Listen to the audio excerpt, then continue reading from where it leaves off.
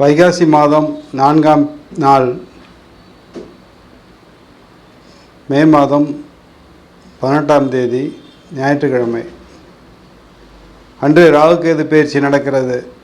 கேதுவாகப்பட்டவர் கன்னிராசியிலிருந்து சிம்மராசிக்கும், ராகு மீனராசியிலிருந்து கும்பராசிக்கும் பயிற்சி ஆகிறார்கள். உடல் நலத்தில் சில அதிருப்திகள் தோன்றும். பழைய உடல்நல பிரச்சனைகள் மீண்டும் வரலாம்.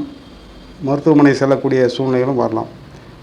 அதே வேளையில் 4ஆம் இடத்தில் கேது இருந்தால் உறவுக்கு விரோதி என்று சொல்வார்கள். உறவுகள், உறவுக்காரர்கள், சொந்தக்காரர்கள், நண்பர்கள், குடும்பம் ஆகியவற்றில் ஏதாவது கலகங்கள் தோன்றலாம், பிரச்சனைகள் தோன்றலாம். இவ்வாறாக கேது அமர்ந்திருக்கிறது. ராகு பகவானை பார்த்தீர்களானால் 10ஆம் இடம் என்று சொல்லக்கூடிய தொழில் ஸ்தானத்தில் ராகு அமர்ந்திருக்கிறார். ஏற்கனவே தனக்காரகன், தனஸ்தானாதிபதி, தனஸ்தானத்தில் குரு அமர்ந்திருக்கிறார். இருந்தாலும் 10ஆம் இடத்தில் ராகு அமர்வது தொழில் ஸ்தானத்துக்கு பெரிய உதவியாக இருக்கும். வருமானம் கூடும், தொழில் மாற்றம் ஏற்படும், இடமாற்றம் ஏற்படும்.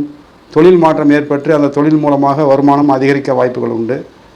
திடீரென்று தொழிலில் மாற்றங்கள் ஏற்படும். அதனால் சில நேரங்களில் ரிஷபராசிக்காரர்களுக்கு ஆச்சரியமாக கூட இருக்கலாம். தொழிலில் வருமானம் அதிகரிப்பதற்கு தான் வாய்ப்புகள் உண்டு. அதற்கு தகுந்தாற்போல் உழைப்பை கொடுக்க வேண்டும். உழைப்பு எந்த அளவு இருக்கிறதோ அந்த அளவுக்கு வருமானம் உண்டு. உழைப்பு இல்லை என்றால் வருமானம் வராது. 10ஆம் இடத்தில் ராகு பகவான் என்பவர் வாய்ப்புகளை அள்ளித் தருவார், சூழ்நிலைகளை மாற்றி தருவார். அந்த சூழ்நிலைக்கு ஏற்றவாறு தன்னை மாற்றிக்கொண்டு தொழில் கடுமையான உழைப்பை கொடுத்தீர்களானால் லாபத்தை அடைவீர்கள்.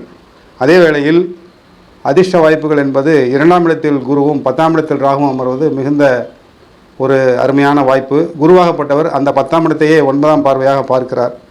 எனவே பொருளாதாரம் உயரும், சூழ்நிலை சந்தர்ப்பங்கள் சாதகமாக இருக்கும். குடும்பத்தில் பொருளாதாரத்திற்கு பிரச்சனை இருக்காது. ஆனால் கருத்து வேறுபாடுகள், கருத்து மோதல்கள், உறவினர்களிடத்தில் பிரச்சனைகள், சுகஸ்தானத்தில் பிரச்சனை, சொத்து சுகங்களில் தகராறுகள், சொத்து சுகங்கள் வில்லங்கம் போன்றவற்றில் ஏதாவது பிரச்சனைகள் இருந்தால் அது தோன்றி மறையக்கூடும்.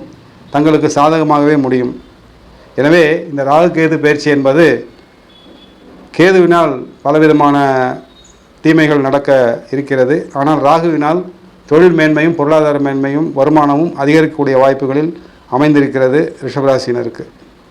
எனவே இதை புரிந்து மாற்றங்களை தெரிந்து அதற்கு தகுந்தாற்போல் தங்களுடைய தொழிலையும் தங்களுடைய வாழ்க்கையும் அமைத்து கொண்டீர்களானால் வியாபாரத்தில் மேன்மை, அதே நேரத்தில் பொருளாதார மேன்மை ஏற்படும்.